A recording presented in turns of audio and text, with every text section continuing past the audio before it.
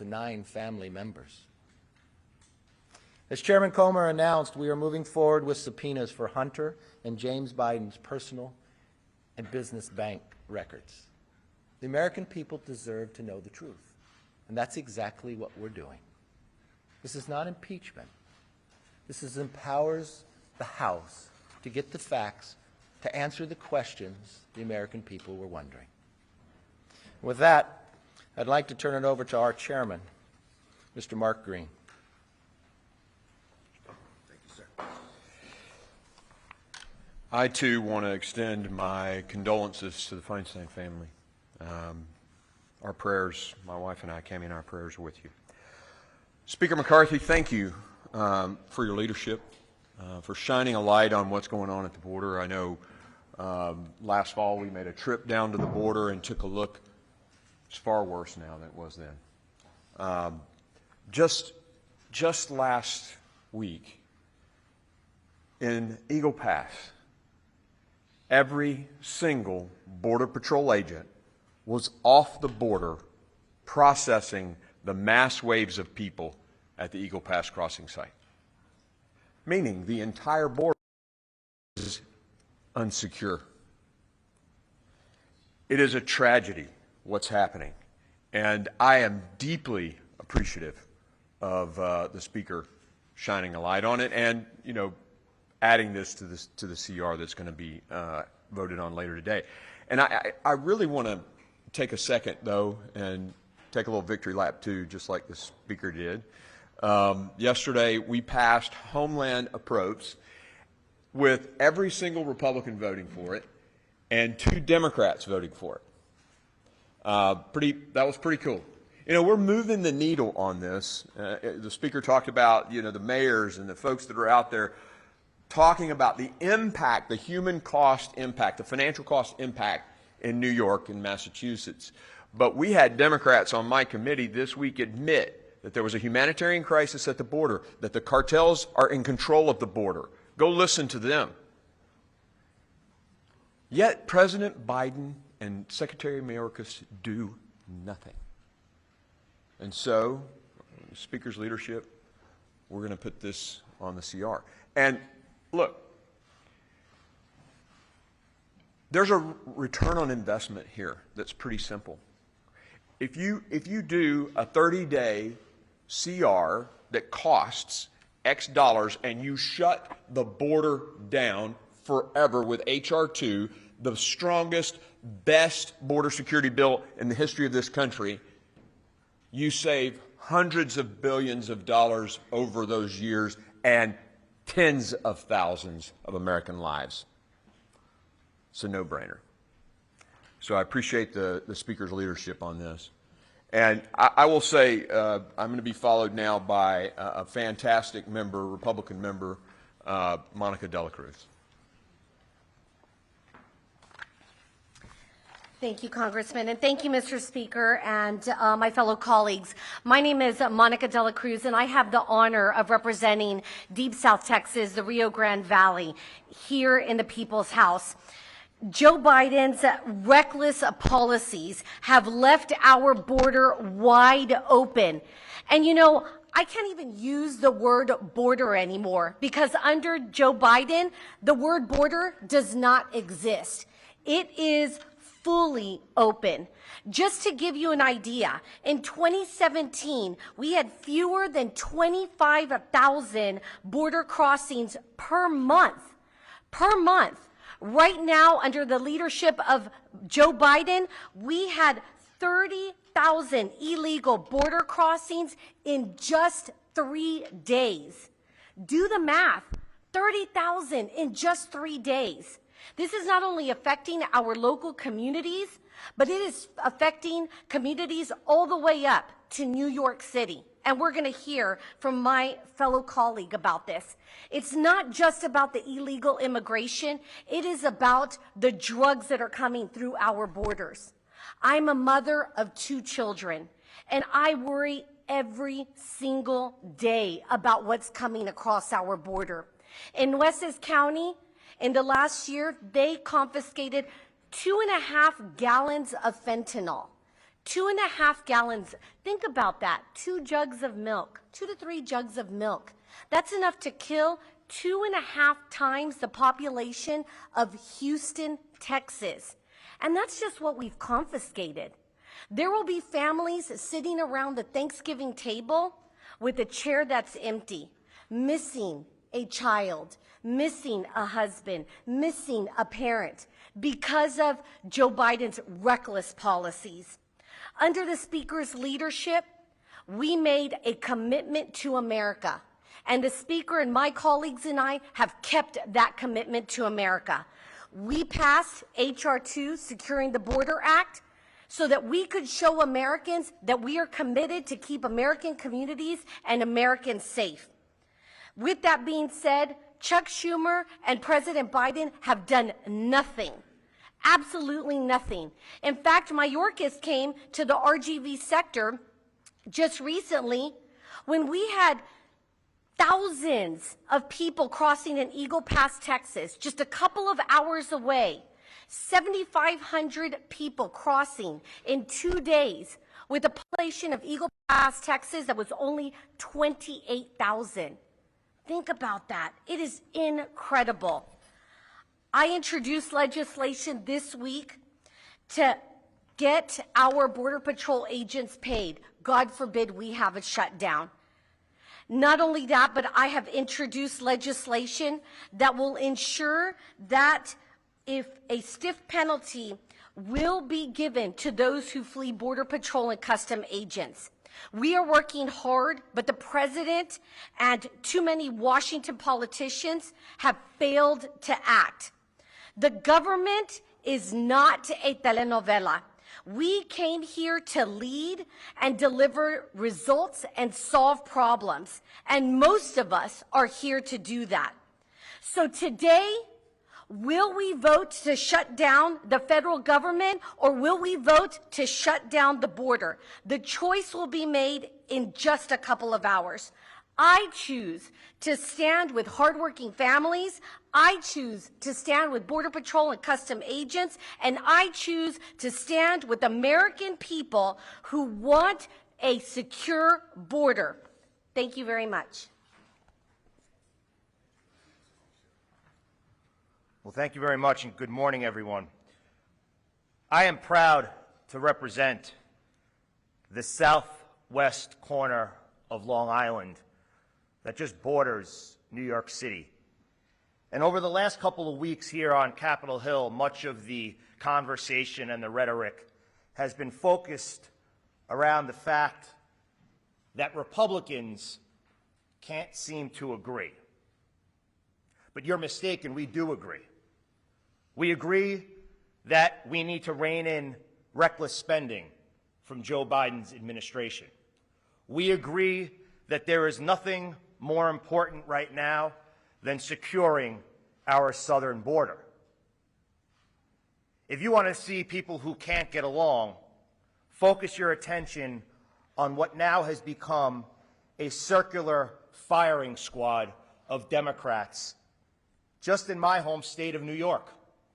You have Mayor Adams, you have Governor Hochul, you have Secretary Mayorkas, you have President Biden and our so-called border czar, Kamala Harris, sitting around a circle, firing shots at one another because they have no idea how to make this disaster better. Mayor Adams, who I will tell you there's few things that we agree on, but I do agree with him on one. This issue, the fact that our borders are wide open, could destroy one of the greatest cities in America, New York City. People have actually said that the lights are dimming on Broadway because of the disaster that's been created. And what's the response? Well, a year ago, when everyone was saying, the people behind me were saying, that eventually every state would become a border state, we were coined as fearmongers. But now, you look at cities throughout this country, and they have been taken over by migrants. Over 100,000 migrants have came into New York City since spring of 2022. And Governor Hochul and Mayor Adams, throughout their campaigns, were there with open arms. We are a sanctuary city. We welcome everyone to the land of milk and honey. Well, now, Mayor Adams clearly had no plan in place. There's people on street corners. He's now set up shop in vacant warehouses at JFK Airport. Does anyone legitimately think that people come into this country for a better way of life, for the American dream, to live in a vacant warehouse at JFK Airport? The answer is no. That's not the American dream, and it's a failure of democratic policies. Now, we have the governor asking the president and his administration, which we are confident he is going to agree to allow migrants to live in our national parks. One of them being Floyd Field in Brooklyn. I had a great career in the NYPD, and some of my brothers and sisters who took the oath to protect and serve the Constitution, took the oath to stand that line between good and evil, that took the oath to put their life on the line every day to defend hardworking New York City neighbors, they call Floyd Bennett Field their office. Scuba, aviation, special operations, and other members of the NYPD now have to share their office with illegal migrants. It is estimated that in 2023, the city of New York will spend close to $4.5 billion with a B just on migrants. In 2024, estimates that could be up to $8 billion. Chairman Green held a hearing the other day about the financial burden that migrants are causing on the United States of America. There were members of our committee that sat on that dais whose state's budget don't equal the amount of money that New York City is going to spend on migrants over the next couple of years. And the answer to that, Mayor Adams wants to cut city budgets by 15% over the next 9 months.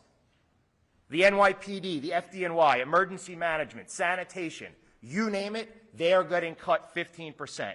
And those are the agencies that are fighting each and every day to handle the migrant crisis. This has affected our schools. It's affected local businesses. Just yesterday, they announced that there's over 1,000 CVS's closing. Has to do with people walking in and walking out. We're dealing with it in New York City. It's affected every industry. And today, we are going to take a stance. And when Americans have asked, people back in New York have asked, well, what is Republicans doing about it? Like the chairman said, like the speaker said, we passed the most comprehensive border bill, the Secure the Border Act, to invest money in infrastructure and technology, to hire more Border Patrol agents. And what have the Democrats done? Zero. So today, we are going to vote. And I ask my colleagues, this is not about standing behind an individual. It's about standing up for America. Today is about moving America forward. The people that sent us here to govern, today we are going to govern. And I hope many of my colleagues will join in continuing to make sure that our government remains open and, most importantly, securing our border for generations to come. Mr. Speaker, thank you very much. Thank you, Anthony. And 70%, more than 70%, discretionary spending has approved inside this House. The Senate has done nothing. A little later today, we'll vote on a stopgap to keep government open and secure our border. It's a bipartisan bill that can keep government open. We hope Democrats will join with us. I hope Democrats don't vote to shut the government down. With that, let me take questions. Yes, sir. Mr. Speaker, you know full well in order to get a stopgap bill approved, you need to get support from the Democrats in the Senate and the White House. So why aren't you doing that? And what do you say to people who simply believe that the reason why you're not is because you're concerned about your own job? Really? So let's see. What has the White House done and what has the Senate done? They haven't passed one appropriation bill and they haven't passed any. And they've been trying to pass appropriation bill too, and they haven't done any of that. We have an opportunity here that if the White House won't listen to the governor of Massachusetts, the governor of New York, the mayor of New York, the mayor of El Paso, we will. So what's interesting here is you want to take a side of people that haven't done anything, but you have a body here that continues. So when the Senate was concerned about the price of oil now at $100, what have they done about that? Nothing. But we passed a bill that would lower the price of energy for all Americans. It's easy. Yeah, it's easy. It's easy to surrender. If you want to surrender, yeah. But if you want to fight for the American public, to secure our borders and keep government open, how is that a problem? It's only for CNN that becomes a problem, that I don't surrender to the liberals. What I want to do is stand for America. Yes, sir. Are you going to need Democrats to CR on the line? There's already over 9 Republicans that have said they will never vote for. We'll see. I can't understand why someone would side with President Biden on keeping the border open. We'll see when the vote comes. If those individuals vote that way, you should ask them that question. Can you walk us through what you're expecting, not only later today, but heading into that Sunday, sort of 1 a.m. deadline to form the government? You know, you do need to get legislation through the Senate and get it signed in order to avoid the funding lapse. So what are you expecting, and what is your... You know what's interesting? And I don't know. I don't have a degree in journalism. But if I phrase back the questions you asked me last week, you would ask me, well, what do you expect to do when all your appropriation bills fail? Why do you assume when the Senate has done nothing and the House continues the act that I should do what the Senate does? Why, if we are a separate body that represents America, why can't we stand for America? What I expect to do is exactly what we did last night, to not give up and pass our bills and keep government open. Yes, sir. Mr. Speaker, I was speaking with a Republican senator yesterday who said he's with you on getting further spending down. He's with you on tougher border security. But he's not willing to shut the government down. Do you see a government shutdown as the best way to get what you want on those two issues? No, I hope you listen to me. I'm putting a bill on the floor so government won't shut down. The Senate hasn't done any of that. The president hasn't engaged in anything. He got an 87-second photo op in Michigan on a strike that he created. He's had 50 years to visit the border, and he hasn't. He's had Democrat leaders cry out. States declare a state of emergency, and he's ignored it. So we're actually doing what we said we would do. Just like we said we'd give the parents Bill of Rights. We passed that, and the Senate does nothing. When people were concerned about crime, when D.C. was going to decriminalize, and you all asked me, why are you passing this bill? The Senate will never take it up. You know what? It's law today. When we wanted to end the pandemic, and you asked me the exact same question you asked me here now, you just put a new title in it. Why do you pass that? The president will never sign it. It's signed into law. When you asked me that you could never, because Republicans in the past couldn't pass a border security bill, we have a slim majority. We have a slim majority. We had 3 members out yesterday, and we still passed those appropriation bills. I don't know in the moment of time that you will look at what body works and what body talks. What body represents the American people and listens to them and takes action. And it doesn't matter what party they're in. We listen to all sides. We offered 440 amendments. We went through regular order, something this body has not seen. Since I became Speaker, we had a total open bill, something that hasn't happened in 7 years for the whole time of Pelosi and Ryan. I don't know what they teach in journalism school. I want you to believe in this country. You don't have to be so negative. This is America. We're too great to think so small and be so negative. Yes? Mr. Speaker, you have made border security a central issue here in this funding fight. There's a group of bipartisan senators, as you know, that's negotiating a border security amendment. How involved are you in those talks? Are you talking to some of your friends on the other side of the Capitol? It's not just I who's made it the issue. The governor of New York, the governor of Massachusetts, Republicans and Democrats here and in the Senate as well. I've talked to, yes, Democrat senators and Republican senators about it. The difficulty that you have is the leader in the Senate, if you want to get, what you have to do is get real policy, just like what we're doing today. This gives real policy in H.R. 2. Because the challenge is what the president has done here by opening the border. You have to get 60 votes in the Senate for policy change. That's going to be a high threshold, but it has to be policy.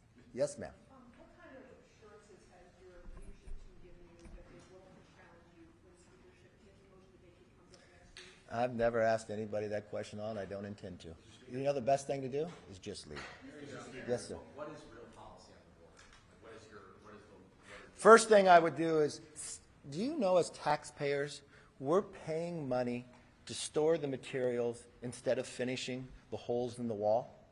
The first thing you do is you finish the wall. The next thing you reinstitute remain in Mexico. Title 42. You've got a number of members on both sides of the aisle that would support that. And then we have to have asylum reform. You allow people just to claim asylum to walk in. 90% of them doesn't hold up, but they're already in the country and never depart. Then we have to stop the cartels, the human trafficking that they're doing, the wristbands in America they still have to pay back. We need to stop the fentanyl. Do you realize what fentanyl is doing in this nation? It's the #1 killer of Americans between the ages of 18 and 45. I want you to think for one moment, for every person in America, what happens between the ages of 18 and 45? It's the years that you reproduce. It's your most productive years in business. It is the age of those who are willing to serve to defend our freedom. That's what it's attacking. It starts in China and comes through the border. It kills 300 Americans a day. What would you report if an airliner crashed today? Because that'd be about the same number. But what if the plane crashed again tomorrow, and the next day, and the next day, and the next day? Would you sit here and ask me the question, why don't I surrender and just go with the Senate and ignore the problem? Is that the question you would ask?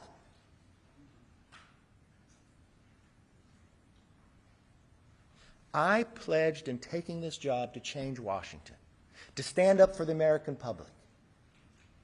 And that's exactly what we're doing. But if you want to take the easy way out,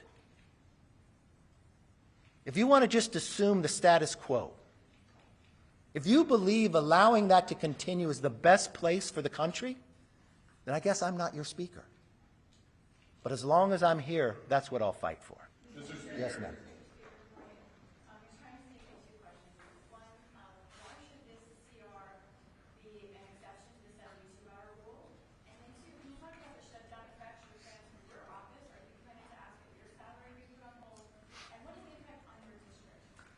Perfect. Well, first of all, we don't waive the 72-hour rule. This CR has been out there for more than a week. We've talked about this for a number of weeks. We added a bipartisan provision in it, something that I've been talking about for quite some time, and I thank the members throughout, a debt commission. We can no longer ignore this problem. After the debt ceiling, when I came back, I said we needed this. Members on both sides of the aisle have been working towards this, and we added that into the stopgap funding bill. Of course, I would not take my salary, but the #1 thing I want here is for government not to shut down. I do not want our military not to be paid, our border agents not to be paid. Why should they be punished because the president ignores the problems? They should not. So what we're doing is putting on the floor. So I want you to ask the question of anybody who votes no on it, why do they believe those in the military not to be paid? Yes, sir. Mr. Speaker, would you say that today's House CR vote is the House's last chance to avoid shutdown? You have watched me time and again. Have you ever known me to quit after one time if it doesn't succeed? I don't stop. I love that you come back every time and you ask the same style questions. There is going to be a moment in time that you're going to believe in us. There's going to be a moment in time that you're going to write, we're actually going to pass it. You know, every time I come here, on Monday you say, you're never going to get this done. What are you going to do? This is what I believe.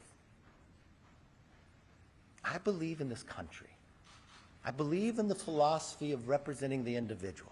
I believe keeping government open is the right thing to do. I believe securing the border is the right thing to do. I believe this bill will bring us more freedom and make the nation stronger. So I'm not going to be angry about it, even based upon the questions you ask. And you know what? Just as I'm not going to give up on the American people, I'm not going to give up on you. I'm not.